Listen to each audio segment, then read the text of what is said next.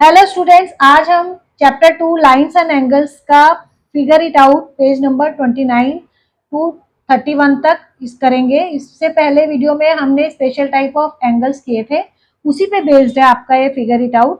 First है, how many right angles do the window of your classroom contain. आपके classroom में एक window है, उसमें कितने राइट एंगल्स हैं ये आपको बताना है। Do you see other right angles in your classroom, क्या तुम और भी राइट एंगल्स देखते हो अपने क्लासरूम में।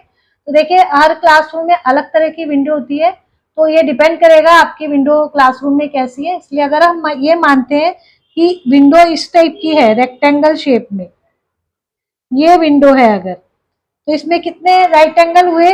4, 1, 2, 3, 4। डिपेंड करेगा विंडो कैसी है। इसमें हमने ऐसी बनाई तो इसमें हम लिखेंगे the window of our classroom contain 4 right angles. 4 right angles, 4 right angles हैं। आपके कितने भी हो सकते हैं, डिपेंड करेगा विंडो पे। अब वो कह रहे हैं अदर ऑब्जेक्ट्स पे, तो other right angles, other right angles we can C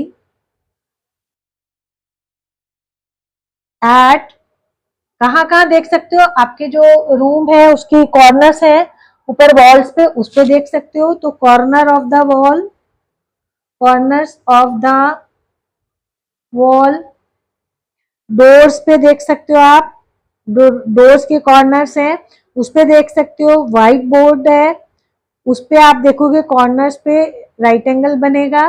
books पे, है ना। आप और भी कई चीजें हैं जो भी रेक्टेंगल और स्क्वायर फॉर्म में होंगी, उसके आप देखोगे कॉर्नर्स पे राइट एंगल फॉर्म होगा। तो नेक्स्ट सेकंड क्वेश्चन है, join A to the other grid point in the figure by straight line. A जो पॉइंट है, इसको ग्रिड में जो और पॉइंट्स है उनसे इस तरह जोड़ना है आपको to get a straight angle, जिससे आपको स्ट्रेट एंगल मिल जाए। What are all the different ways of doing it, और आपको और कई तरीके बताने हैं इस तरह के जोड़ के राइट स्ट्रेट एंगल बनाने के लिए। तो देखिए, आपका यहाँ पे है स्ट्रेट एंगल क्या होता है, इसमें दो पॉइंट्स के इनिशियल पॉइंट्स एक इक्वल होते हैं। तो यहाँ से अगर हम इधर ऑपोजिट डायरेक्शन में इसको कर दें, तो यहाँ जो पॉइंट आएगा, सपोज करो उसको सी नाम देते हैं, तो ए पे आपका ये स्ट्रेट एंगल फॉर्म हो जाएगा, ठीक है ना। तो एंगल का क्या नाम हो जाएगा? सी ए बी। अब वो हो रहा है अदर कौन से वेज है, तो इसमें देखिए और दूसरा तरीका है आपको कि आप एंगल को यहां तक भी लाइन को डाल सकते हो, इस पॉइंट तक, इस पॉइंट तक भी डाल सकते हो, तब भी स्ट्रेट एंगल ही फॉर्म होगा, और कोई तरीका नहीं है। क्यों? आप छोटा भी डाल सकते हो, क्योंकि आर्म की लेंथ को कम करने से एंगल पे कोई फर्क नहीं पड़ेगा, एंगल सेम रहेगा। ये हमने पहले पढ़ा है। अब सेकंड वाले में भी देखेंगे, ये ए से आपको स्ट्रेट लाइन डालनी है जिससे कि स्ट्रेट एंगल फॉर्म हो। तो देखिए, ये एक लाइन है जो डलेगी और ए पे straight line, straight angle form हो जाएगा यहाँ पे। इसको अगर हम डी देते हैं तो एंगल का नाम हो जाएगा डी ए डी। ये था आपका सेकंड क्वेश्चन। अब हम करेंगे थर्ड क्वेश्चन। थर्ड क्वेश्चन में है, now join A to the other grid point in the figure by straight line to get a right angle. अब आपको एक पॉइंट को अदर पॉइंट से ज्वाइन करना है स्ट्रेट लाइन से, ताकि राइट एंगल मिल जाए। पहले स्ट्रेट एंगल था, अब इसमें राइट एंगल है। What are all different ways of doing it, और भी तरीके बताने हैं आपको। तो देखिए, आपको पता है राइट एंगल जो होता है वो एल शेप होता है, तो हम इस तरह ज्वाइन कर देंगे, तो ये आपका राइट एंगल बन गया एक। इसको अगर हम सी दे देते हैं नाम, तो इसका एंगल क्या हो गया? सी ए बी। दूसरा तरीका क्या है, आप नीचे की तरफ भी बना सकते हैं, इधर भी लाइन ड्रॉ कर देंगे, तब भी यहाँ पे राइट एंगल ये एक हो गया, एक ये राइट एंगल हो गया आपका। इसको क्या कहेंगे आप? अगर इसको नाम दे देते हैं डी, तो B A D, angle B A D, D vertex है इसका। तो आप इस तरह आप फॉर्म कर सकते हो। ये बनने के बाद तो आप यहाँ पे भी डालोगे तो एक राइट एंगल मिल जाएगा आपको।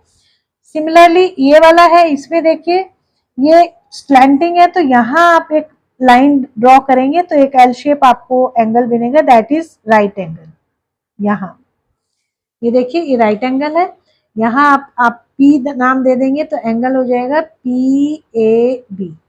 में नीचे भी डाल सकते हो आप लाइन इस तरह, इसको आप Q दे दीजिए तो एंगल का नाम हो जाएगा QAB। दो मिल गए आपको, और भी डाल सकते हो आप, इधर भी अगर आप एक लाइन डालोगे तब भी दो राइट एंगल आपको मिल जाएंगे, क्योंकि अब ये दो लाइनें तो डाल चुके हैं आप, इसके बाद डाल सकते हो। तो ये था आपका थर्ड क्वेश्चन। नेक्स्ट है आपका fourth question, get a slanting crease on the paper, now try to get another crease that is perpendicular to slanting crease.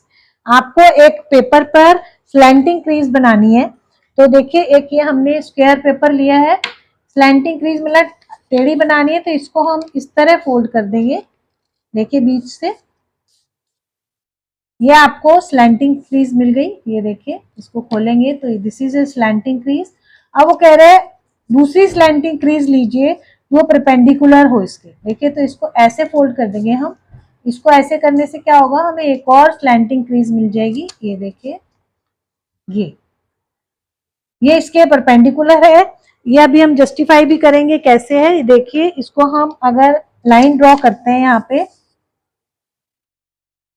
ये जो दो लाइन है इनको अगर हम इस तरह ड्रॉ करते हैं, यहाँ पे भी एक लाइन ये ड्रॉ बन रही है स्लैंटिंग लाइन, तो ये एक दूसरे के परपेंडिकुलर है। क्यों है, अगर आप इसको जस्टिफाई करना चाहिए, देखिए यहाँ ये सेंटर ये पॉइंट है, तो यहाँ एक आपका ये पूरा स्ट्रेट एंगल बन रहा है यहाँ पे, और अगर आप इसको ऐसे फोल्ड करेंगे तो दोनों एक दूसरे को सुपर इम्पोज भी कर रहे हैं, तो यानी कि ये दो सारे क्या है, ये चारों, ये वाला और ये चार आपको राइट एंगल मिल गए, 1 2 3 4।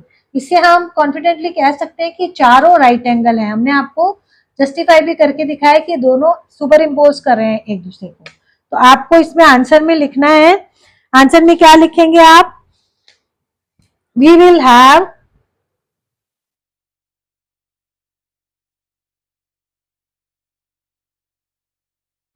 have four right angles, four right angles।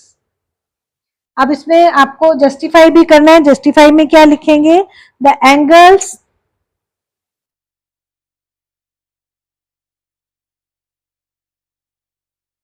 Are exact right angle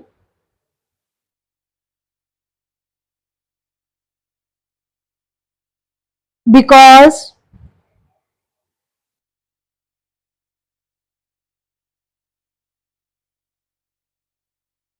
both the crease, जो आपने क्रीज बनी है, are perpendicular to each other,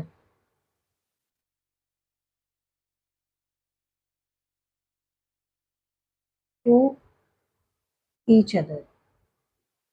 perpendicular क्यों कहा हमने, क्योंकि यहाँ पे अभी आपको बताया मैंने कि ये दोनों राइट, ये राइट एंगल है, जो राइट ऐसी लाइंस हैं जो राइट एंगल पे एक दूसरे को मीट करती है, वो परपेंडिकुलर होती है एक दूसरे।